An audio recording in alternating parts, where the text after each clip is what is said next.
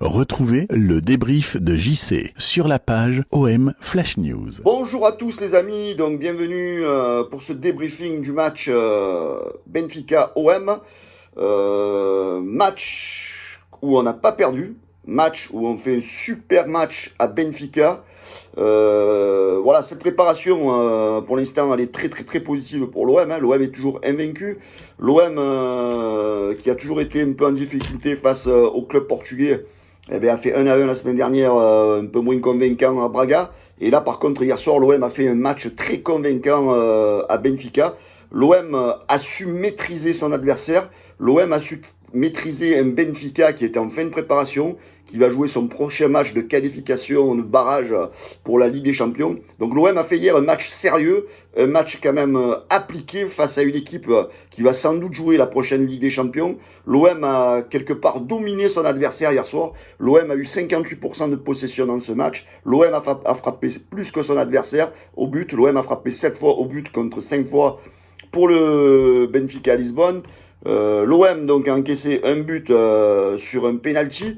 D'ailleurs, on va revenir justement sur la prestation de Luan Pérez, que j'ai bien aimé, un défenseur très solide, un défenseur qui fait beaucoup d'interceptions, un défenseur qui a tendance à défendre debout. Donc je trouve que c'est quelqu'un de très solide. C'est certain qu'il a concédé le penalty, mais à la base, si on revient sur le début de l'action, donc c'est un ballon perdu par Under, où le joueur Lisboa a transpercé le terrain. Il a transpercé surtout Alvaro qui s'est fait prendre de vitesse de manière incroyable. Et du coup, donc, il a fallu que dans un dernier geste, dans un dernier tacle, malheureusement, Luan Pérez accroche légèrement le joueur de Benfica et malheureusement, le penalty a été concédé. Voilà, donc moi, le seul hic, donc c'est la défense. Le seul hic, c'est au niveau de la défense. La paire Alvaro-Balerdi, pour moi, elle est complètement dépassée, cette équipe. Alvaro, très lent, mauvais dans les relances. Balerdi, quand on voit le match qu'il a fait à Braga, ça a été catastrophe. Même une catastrophe, même si hier, il a été moins mauvais, on va dire. Mais je pense que c'est deux joueurs qui vont avoir des soucis à garder leur place. Donc avec l'arrivée de Saliba, je pense qu'il y en a au moins un des deux qui va à mon avis sauter. Gerson a été un peu transparent hier soir, mais bon, après on va pas l'accabler non plus. Le mec il revient, il n'a pas eu de congé, il a cette préparation que Sampaoli donne aux joueurs qui est très compliqué à assimiler. Donc c'est un joueur qui a besoin un peu de souffler. On va pas l'incriminer, il va falloir qu'il s'adapte. Le petit Under, donc je vois qu'il y en a beaucoup qui commencent un peu à le critiquer. Moi, ce mec-là, je pense qu'il va faire une grosse saison. C'est un mec qui va faire vite oublier le Florian Thauvin. Et vous allez voir que c'est un joueur sur qui il va falloir compter cette saison. Un autre joueur qui a été très performant hier soir, c'est Guendouzi. Donc on voit que le mec, il a la hargne, il a la grinta. C'est un joueur qui est fait pour jouer à l'Olympique de Marseille. C'est un bonhomme qui a... Bon, par contre, il va falloir qu'il fasse un peu attention parce qu'il a tendance à être un peu trop nerveux. Mais après, bon, c'est un joueur qui va apporter au milieu de terrain. D'ailleurs, je trouve qu'en deuxième mi-temps, moi qui critique beaucoup Pape Gueye, il a apporté un plus à Pape Gueye. Il lui a donné un élan.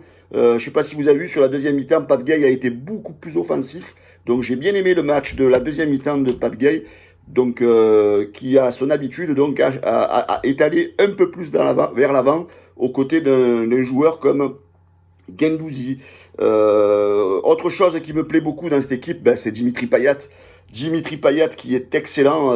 Donc si on avait eu ce Dimitri Payet la saison dernière, à l'entame de la saison, je pense qu'on aurait fait notre parcours en Ligue des Champions. Mais c'est certain que Payet, comme on a fait un article ce matin là sur la page OM Flash News, son souci la saison passée, c'était le relationnel qu'il avait avec Florian Thauvin. Donc comme par hasard, le départ de Florian Thauvin a fait fructifier les qualités de Dimitri Payet, et c'est vrai qu'il semble libéré depuis le départ de Florian Thauvin. En plus, il est en train de créer un duo avec le petit Brésilien, avec le petit Henrique. Hier d'ailleurs sur le but, vous avez vu, ça a été fabuleux, une super transversale de Payet sur le petit Henrique qui revient, qui est encore passeur sur le but.